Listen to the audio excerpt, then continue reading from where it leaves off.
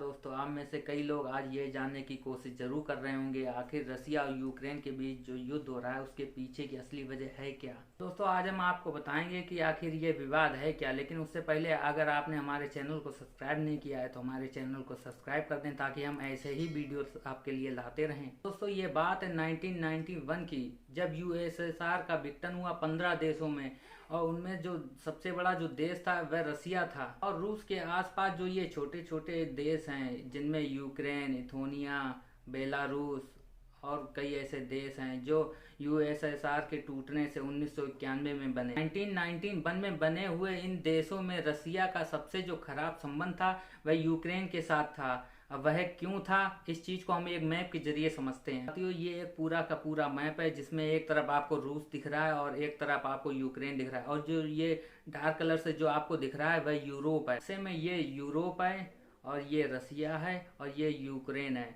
अब हुआ क्या कि रसिया यूक्रेन पर कब्जा करना चाहता था। कब्जा क्यों करना चाहता था, इसके पीछे की कहानी सुनिए। साथियों, यूक्रेन पूरा का पूरा यूरोप के क्षेत्र से घिरा हुआ है। अब यहाँ पर एक बात समझने की ये है कि यूक्रेन यूएसएसआर से टूटा हुआ वह देश है जो कि यूरोप की गोदी में आकर बैठा है। तो साथियों, ये तो हो गया पहला कारण। और दूसरा कारण है कि रूस को लगता है कि जितने भी गैस के भंडारण जो यूक्रेन में उपलब्ध है उन पर यूरोपीय यूनियन कब्जा करना चाहती है। तो साथियों, आगे हुआ क्या कि नीचे जो आपको एक छोटा सा स्थान दिख रहा होगा, इस जगह का नाम है क्रीमिया। इसके ऊपर सी ऑफ अजोव है, नीचे की तरफ ब्लैक सी है और बीच में कर्च है।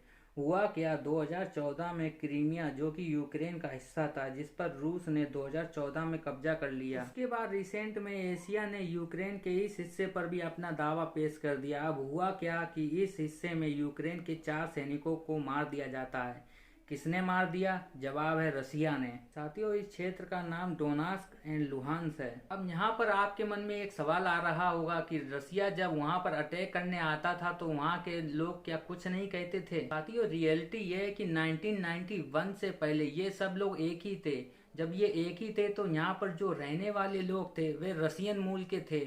इन लोगों को रसियन सेपरेटिस्ट कहा जाता है, जो ये चाहते थे कि इस हिस्से को रसिया में मिला लिया जाए। साथियों, असल में इस क्षेत्र के अंदर लड़ाई किस किस के बीच में हो रही थी? इस क्षेत्र के अंदर रसियन मूल के जो निवासी हैं और यूक्रेन की सेना, इन दोनों के बीच में लड़ाई हो रही थी। तो रसियन मूल के लोग चाहते थे कि इस हिस्से को रसिया में मिला लिया जाए, और दूसरी तरफ दुनिया के देशों का आरोप था कि इस क्षेत्र के लोगों को भड़काने के पीछे रसिया का हाथ है। और ये कौन कह रहा है? ये कहने वाले हैं दुनिया के वे प्रमुख देश जिनमें अमेरिका, जर्मनी, यूनाइटेड किंगडम और फ्रांस जैसे देश शामिल हैं। आपके मन में एक सवाल जरूर आ रहा होगा, आखिर इस जगह की इतनी इम्पोर्टेंस क्या है? तो इस चीज को समझने के लिए हमें इस मैप को देखते हैं। साथियों, देखिए मैप, ये यूक्रेन है, ये क्रीमिया है और ये रसिया है। असल में इम्पोर्टेंस क्या है इस जगह की कि इस क्षेत्र में जो यूक्रेन वाला हिस्सा है ना, यहाँ पर बहुत बड़ी मात्रा में नेचुरल गैस के क्षेत्र हैं, बहुत सारे गैस के फील्ड हैं और बहुत सारे संसाधन हैं।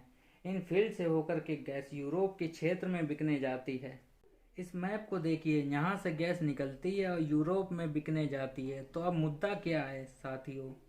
यह वाली जो गैस है, इस गैस को लेकर यूरोपीय देश चाहते थे कि हमारा यहाँ पर हक रहे, और रसिया भी चाहता था कि इन प्राकृतिक संसाधनों पर उसका भी हक रहे। तो साथियों, ऐसी स्थिति में होता क्या है कि यूक्रेन को अपने साथ मिलाने के लिए तैयारी कर रहे थे नाटो देश। नाटो कौन है? North Atlantic Treaty Organization. साथियों, यह अमेरिका के साथ उन लोगों का संगठन है जिन्होंने वादा किया है कि हम में से अगर किसी देश पर हमला हुआ तो उसे अमेरिका पर हमला समझा जाएगा और उनके पक्ष में अमेरिका खुद लड़ने आएगा। तो अब ये यूक्रेन क्या कर रहा है? ये यूक्रेन जो है तैयारी कर रहा है नाटो देश में शामिल होने के लिए। तो सवाल अब ये है कि आखिर नाटो देश यूक्रेन को अपने साथ क्यों नहीं मिला रहा है? तो दोस्तों, उसका सीधा सीधा सवाल यह है कि क्योंकि कोई देश नहीं चाहता कि वह सीधे सीधे रूस के साथ भिड़ जाए, क्योंकि रूस ने साफ तौर से चेतावनी दे रखी है कि अगर यूक्रेन को नाटो देश शामिल करते हैं तो नाटो देशों को गंभीर परिणाम भुगतने होंगे। तो दोस्तों, यही कारण है कि यूक्रेन को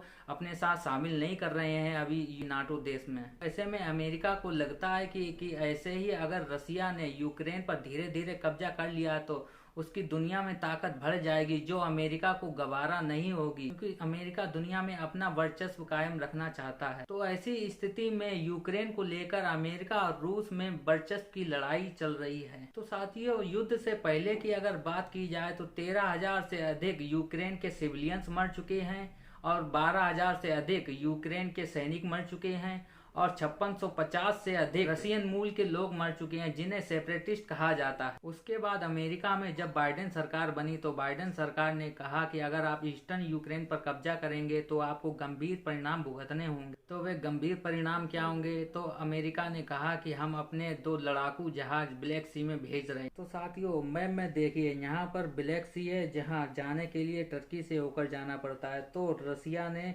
टर्की से पूछा कि क्या अमेरिका ने टर्की से इजाज़त ली है, तो टर्की ने अपनी तरफ से बताया कि नहीं, अगर अमेरिका ऐसा कुछ करता है तो उसे टर्की से 14 दिन पहले इजाज़त लेनी होगी। साथियों, रूस ने कहा था कि वह अपनी सेना और संसाधनों का अच्छे से इस्तेमाल करना जानता है और समय आने पर वह अपने संसाधनों का उपयोग भी कर सकता है।